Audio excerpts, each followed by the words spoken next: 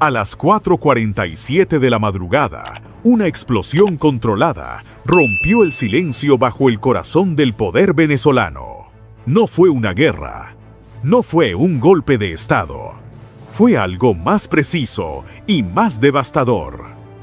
Una puerta de acero reforzado, diseñada para resistir explosivos y fuego militar, fue abierta como si fuera papel. Del otro lado, no había rehenes, no había refugios, había pruebas. Durante años, las agencias de inteligencia lo sospecharon. Esa madrugada lo confirmaron. Quédate hasta el final, porque lo que se descubrió bajo el Palacio Presidencial no solo cambió el destino de un gobierno, cambió la forma en que el mundo entiende el poder criminal. ¿Puede un Estado entero funcionar como una organización de narcotráfico sin que nadie lo note? La operación no comenzó con disparos ni órdenes gritadas. Comenzó con silencio absoluto y una precisión casi quirúrgica. Cada segundo estaba cronometrado, cada movimiento ensayado hasta el cansancio. Mientras la ciudad dormía, ajena a lo que estaba a punto de revelarse, un equipo altamente especializado se desplazaba bajo el Palacio de Miraflores, entrando por rutas que no figuraban en ningún plano público. No era una incursión improvisada, era el punto final de años de inteligencia, vigilancia y espera. Las luces tácticas cortaban la oscuridad de los corredores subterráneos, revelando paredes frías, tuberías antiguas y espacios diseñados para no ser vistos. En los auriculares de los operadores, las comunicaciones cifradas sonaban secas, precisas, sin margen para el error. Cada palabra estaba medida, cada instrucción tenía un propósito. No había adrenalina descontrolada, solo concentración. Cada paso que daban cargaba el peso de informes clasificados, escuchas, seguimientos y sospechas que durante años no habían podido probarse de manera definitiva. Lo que parecía un acceso administrativo común, uno de esos espacios que nadie cuestiona porque parecen parte del mantenimiento rutinario, ocultaba algo que no debía existir. Un escáner penetró el concreto y mostró una anomalía imposible de ignorar. No era una irregularidad estructural, era un vacío deliberado, un espacio donde, según los planos oficiales, no debía haber nada. No se trataba de un sótano olvidado, ni de una ampliación antigua. Era un volumen diseñado para permanecer oculto, fuera de toda lógica arquitectónica conocida.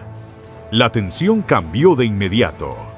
Ya no se trataba de confirmar una hipótesis, sino de aceptar una realidad inquietante. Tras forzar una segunda puerta blindada, el equipo comenzó el descenso.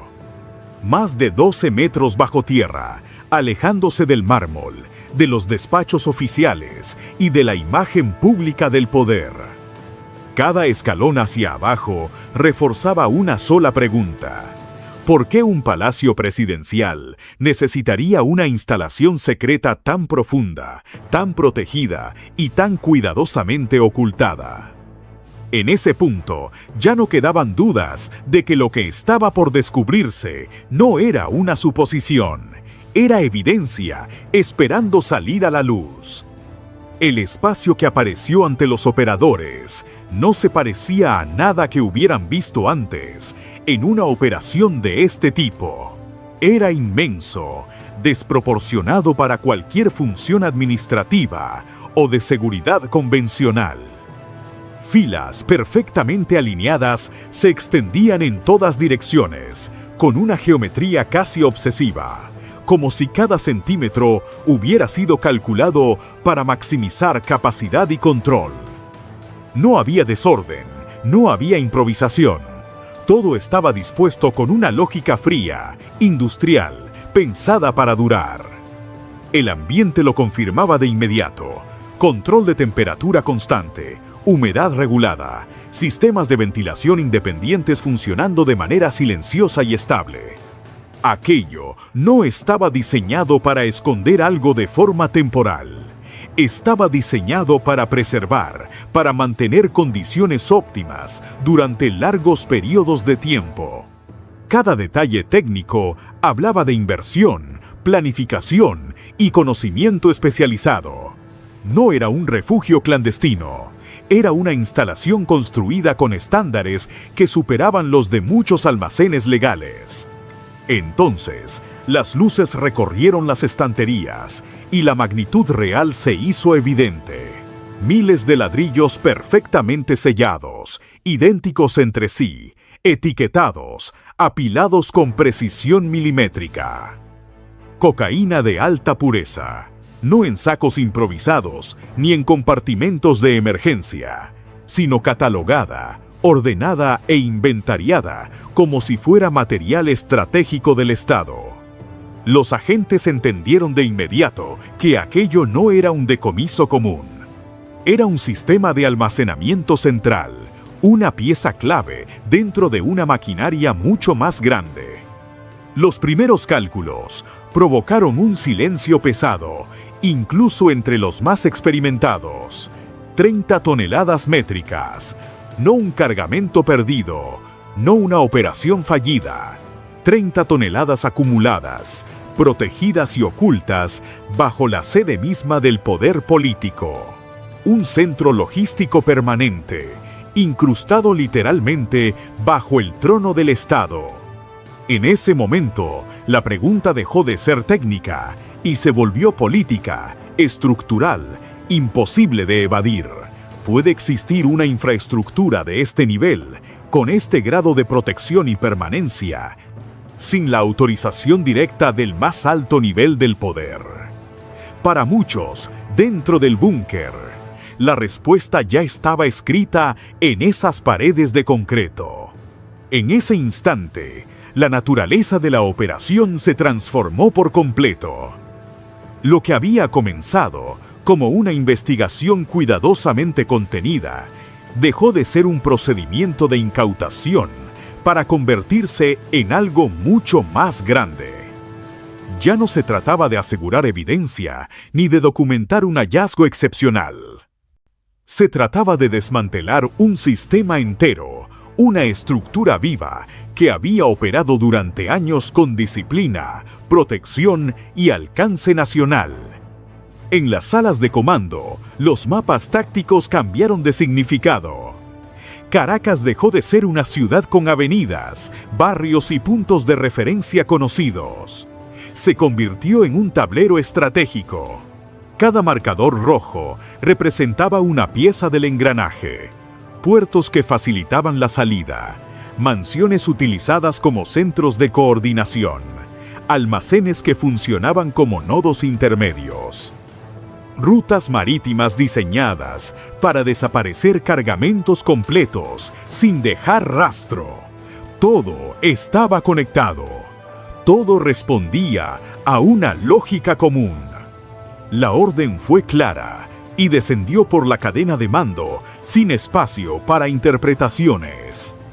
Los operativos debían ejecutarse de manera simultánea, cronometrados al segundo, antes de que cualquier alerta pudiera propagarse. No habría margen para fugas ni reacomodos. En cuestión de minutos, equipos distintos comenzaron a moverse en múltiples puntos de la ciudad y sus alrededores.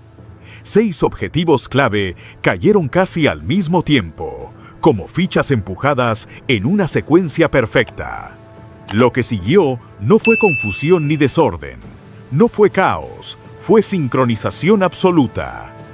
Cada entrada, cada aseguramiento, cada control de perímetro respondió a un plan diseñado para colapsar la estructura desde dentro, cortando comunicaciones, bloqueando rutas y aislando mandos. En una sola madrugada, una red que había tardado años en consolidarse empezó a derrumbarse de forma coordinada, sin margen de reacción. Y frente a ese despliegue, la pregunta quedó suspendida en el aire. Inevitable. ¿Alguna vez habías visto caer una estructura criminal completa en cuestión de horas? El hallazgo más peligroso no fue la droga, fueron los documentos, libretas físicas, registros manuscritos, correos electrónicos, transferencias bancarias, todo cuidadosamente documentado. Fechas, pesos, rutas, porcentajes de ganancias. Nada improvisado, nada clandestino. Las autorizaciones llevaban firmas válidas, accesos oficiales y sellos auténticos. No era corrupción periférica, era administración formal del narcotráfico. ¿Qué defensa es posible cuando el propio sistema deja constancia de sus crímenes?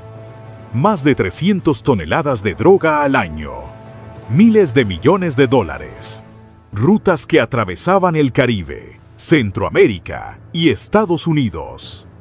Pero el verdadero costo no estaba en el dinero, estaba en las vidas, adicciones, violencia, familias destruidas a miles de kilómetros del origen. Cada ladrillo bajo el palacio representaba barrios enteros devastados, lejos de allí. Y cuando el liderazgo cayó, el sistema no murió. Se fragmentó y se infiltró en otros países. ¿Qué pasa cuando un imperio criminal no desaparece, sino que se dispersa? El palacio sigue en pie. Las paredes no cayeron, pero la ilusión sí. No fue una revolución, no fue una invasión, fue algo más contundente. El poder cayó por sus propios registros. Cuando un sistema se construye sobre el silencio, el día que la luz entra, no hay negociación posible.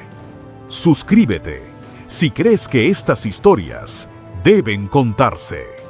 Dale like si piensas que ningún poder está por encima de la verdad. Comenta, ¿crees que esto fue el final? ¿O solo el inicio de algo más grande? Gracias por quedarte hasta el final.